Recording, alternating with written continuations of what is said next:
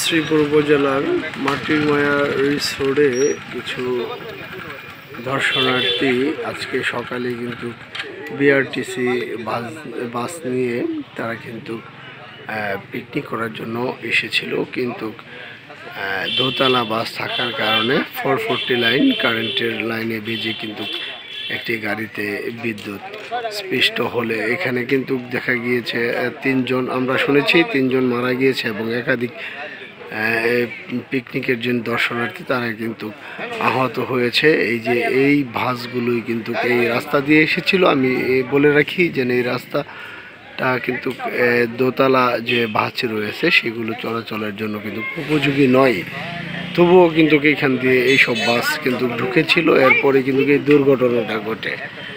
আমরা বিস্তারিত আরও জানানোর চেষ্টা করব, সাথে থাকুন।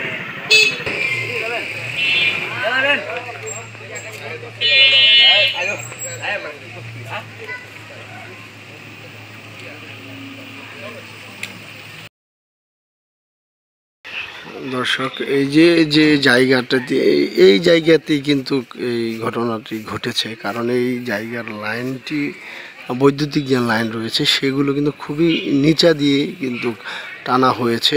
এই জায়গাতেই কিন্তু সেই বাসের যে দুর্ঘটনাটা, অর্থাৎ বাসে যে এই বৈদ্যুতিক আগুন লেগেছিল সেই স্পটটা কিন্তু এটাই।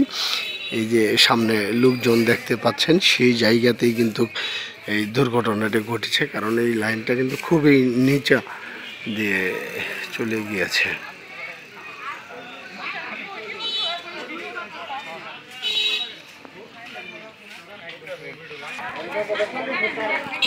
দর্শনার্থীদের যে জুতা সেগুলো কিন্তু এখানে দেখা,